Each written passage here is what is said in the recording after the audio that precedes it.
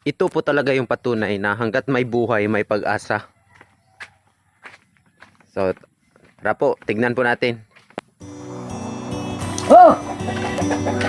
Yeah! Wow.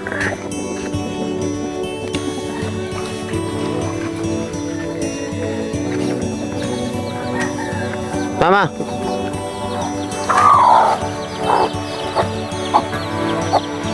So, ayan po. Malapit na po tayo.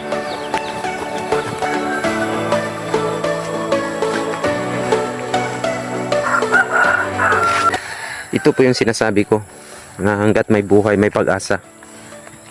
Yan.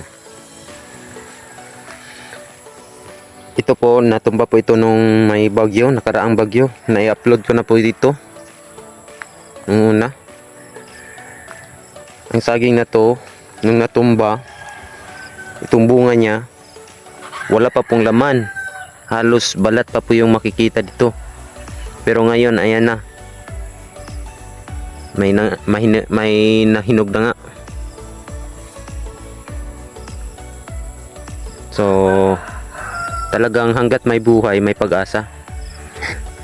Ang ginawa ko po dito kasi,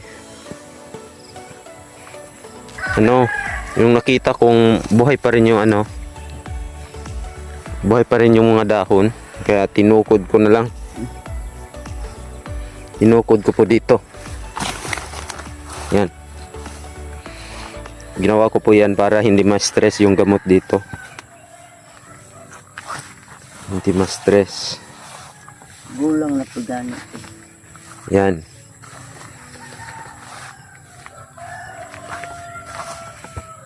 Para hindi tuluyang mapuputo lahat.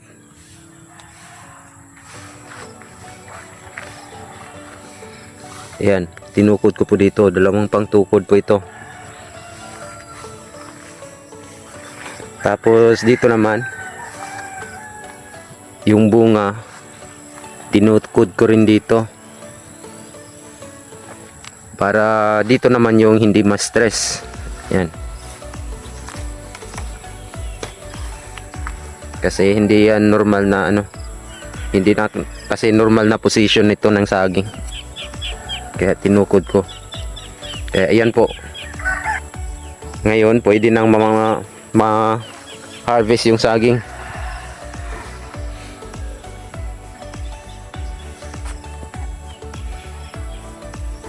Nung natumba po ito, wala talagang makakain kasi balat pa lang, wala pang laman yung bunga niya. Pero ngayon, ayan na, siksik na sa laman. Ibinahagi ko po ang video ito upang makatulong, lalo na sa mga magsasaka na ito ang kinabubuhay. Sariling eksperimento ko lang po ito at nakita ko naman na maganda ang kinalabasan. Kaya sa mga kababayan natin na madalas masalanta ng bagyo, pwede nyo po itong itry. Kasi pwede pa palang ma-harvest ang natumba mong saging. Ang una nyo lang dapat i-check ay yung mga ugat. Dapat ay hindi pa po ito naputo lahat. Tapos ang pangalawa naman ay ang dahon. Dapat hindi pa po sira ang mga dahon. Dahil dito po ginagawa ang pagkain ng isang halaman upang patuloy na lumaki. Nalungkot po talaga ako nung una nang ito ay matumba. Kasi medyo matagal-tagal din upang ang saging ay mamunga. Pero sa awa ng Panginoon, na-harvest ko pa rin ang bunga. Kaya naisip ko, ibabahagi ko rin ito upang makatulong din sa inyo. Isa talaga tong patunay na hanggat may buhay, may pag-asa. Anumang problema at pagsubok ang iyong kakaharapin, anumang bagyo ang ating susungin, tuloy pa rin ang buhay natin. Dahil malay mo, ang lahat ng mithiin mo sa buhay ay iyon ang maangkin.